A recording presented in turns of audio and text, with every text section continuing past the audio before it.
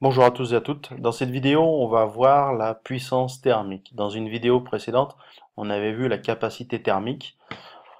On va voir la différence entre ces deux grandeurs physiques. Alors la puissance thermique, en fait, c'est l'énergie transmise par un corps, ou reçue par un corps, hein. Ça dépend si on donne ou si on reçoit, si la température monte ou si elle descend. L'énergie transmise par un corps en une seconde. En une seconde. Voilà, tout simplement. Donc on a vu dans une vidéo précédente la capacité thermique que l'énergie transmise par un corps, c'était la masse du corps fois la capacité thermique du corps fois la température finale moins température initiale. Donc cette énergie était positive si le corps montait en température, c'est-à-dire qu'il reçoit de l'énergie, et cette énergie est négative si le corps descend en température, c'est-à-dire s'il cède de l'énergie. Alors, comment on va faire pour calculer une puissance? Quel est l'objectif? On va prendre par exemple un échangeur à plaques. On a un échangeur à plaques avec un primaire, hein, qui vient d'une chaudière par exemple, et puis on a un secondaire pour faire de l'eau chaude sanitaire. Donc l'eau chaude sanitaire, nous, on rentre à 12 degrés et on ressort à, mettons, 55 degrés. Hein. Voilà. Il y a une certaine quantité d'eau qui va passer là-dedans.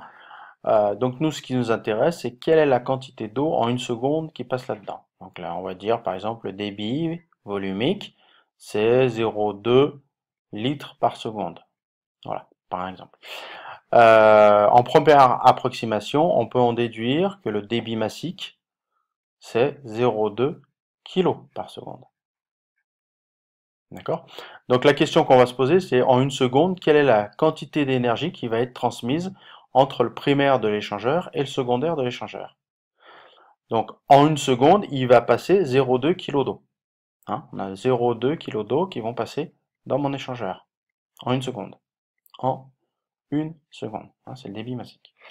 Alors, l'énergie transmise, eh ben, ça va être 0,2, la masse, fois la capacité thermique de l'eau, c'est 4185, fois température finale, 55, moins 12. Donc ça, c'est égal. Je prends la calculatrice. Alors, 0,2 fois 4185 fois 55 moins 12, donc ça fait 43, égale 35, donc ça fait 36 000 joules. 36 000 joules. Donc en une seconde, l'échangeur à plaques a transféré 36 000 joules du primaire au secondaire. Et bien ça, on peut en déduire que la puissance de l'échangeur à plaques, c'est 36 000 watts. Tout simplement. 36 000 watts, c'est-à-dire 36 kilowatts. Voilà. Voilà la puissance de mon échangeur à plaques. Donc il faut calculer en fait, pour connaître la puissance d'un matériel, il faut calculer la quantité, le débit en une seconde. Hein, la quantité de matière échangée qui reçoit de l'énergie en une seconde. Alors, pour l'échangeur à plaques, on a 36 kW. Donc ça, c'est la puissance max. Maintenant, admettons que le débit augmente. On va voir ce qui va se passer. Alors, on va prendre une autre feuille. Hop, nouveau. Enregistrer. Donc, on va redessiner l'échangeur à plaques. Tac. Voilà. Hop. Donc, je rentre toujours à 12 degrés. Mettons que j'allume plusieurs appareils sanitaires derrière. Donc là, j'étais à 55. Donc, au lieu d'avoir 0,2 kg d'eau qui passe, on va doubler, on va passer à 0,4 kg par seconde. En une seconde, voilà. Donc, on va l'énergie max, on l'a vu, c'était 36 000 joules. On ne peut pas aller au-delà. Ça, c'est la puissance, hein, puisque ça dépend de la puissance. C'est-à-dire, hein, on a vu que la puissance de l'échangeur, c'est 36 kW. C'est-à-dire qu'en une seconde, il est capable d'échanger 36 000 joules. Et on sait que l'énergie dépensée, c'est la masse. Donc là, on a 0,4 fois la capacité thermique de l'eau, 4185, fois la température finale, Là, on sait pas. Là, est-ce qu'on va arriver à 55 degrés? En fait, on ne le sait pas. Hein. Moi, on rentre toujours à 12. Température initiale 12. Alors, on va calculer ce qu'on appelle le delta T. Hein. Le delta T, bah, c'est l'énergie max divisé par 0,4 fois 4185. Et ça, c'est égal à, calculatrice, alors l'énergie max, donc 36 000 joules, divisé par 0,4, divisé par 4185, égale 21,5. 21,5.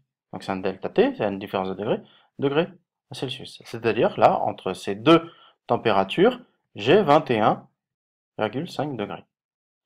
Donc comme je pars à 12, et ben en sortant, je rajoute plus 21. Donc ça me fait plus 12 égale 33,5 degrés.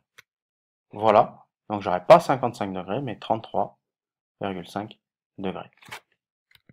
Donc on s'aperçoit de quoi? C'est-à-dire qu'à partir du moment, l'échangeur à plaque, à partir du moment où on va tirer un peu plus de quantité d'eau, hein, si par exemple j'ai une douche et un évier qui tournent en même temps, et ben à ce moment-là, la température de sortie va chuter parce que l'échangeur ne sera plus assez puissant pour fournir l'énergie nécessaire pour monter la température à l'eau. Hein, donc au lieu de monter à 55 degrés, on va monter à 33 degrés. Donc c'est pour ça que vous avez dû, dans certaines installations, vous rendre compte que la température d'eau pouvait varier en prenant notre douche, parce que ça veut dire qu'il y en a un qui va tirer sur l'eau, etc. Donc ça, c'est le premier problème des échangeurs à plaques. C'est valable que pour un certain débit max. On a un débit max. Ici, notre débit max, ce sera 0,2 litres par seconde. Au-delà, la température baisse. Alors, si donc ça c'est valable pour des petites, hein, quand on pense aux échangeurs à plaques dans les chaudières murales, donc c'est valable pour des petites installations.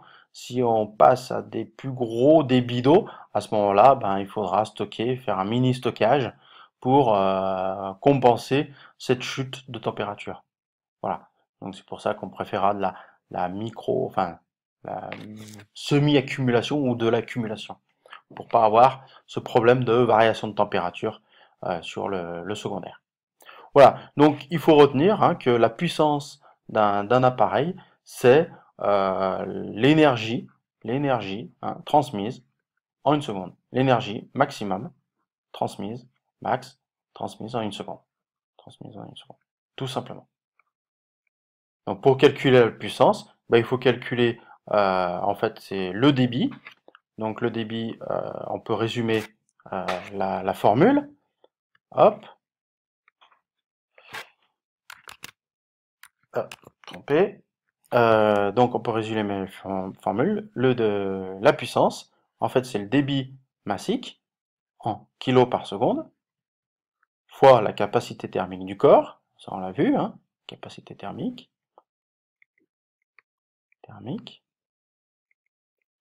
Fois le delta T. Température finale moins température initiale.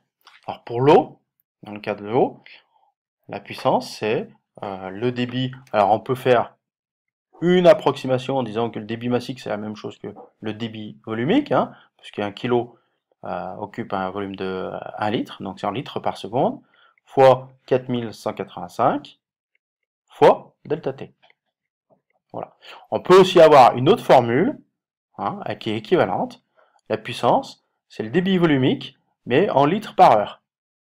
Et à ce moment-là, là, c'est pas 4185, mais c'est 1,163 fois delta T. C'est exactement la même formule, hein, simplement j'ai divisé 4185 par 3600, puisque je passais de litres par seconde à litres par heure. Donc 4185 divisé par 3600, ça fait 1,163. Donc si on a le débit en litres par heure, ben, on pourra utiliser cette formule. Sinon, si on a le débit en litres par seconde, on pourra utiliser cette formule. Ou sinon, on convertit des litres par heure en litres par seconde. Enfin, on fait comme on veut. Voilà, tout simplement, hein, comment calculer la puissance d'un appareil en connaissant le débit d'eau, la chaleur massique enfin le débit du corps, hein, débit, ça peut être soit de l'eau, ça peut être soit un liquide, ça peut être aussi de l'air, hein, un fluide, du gaz, la chaleur massique du corps, et fois le delta T. Voilà, tout simplement. Voilà. Voilà, bah, si vous avez des questions par rapport à cette vidéo, n'hésitez pas. Sinon, bonne journée.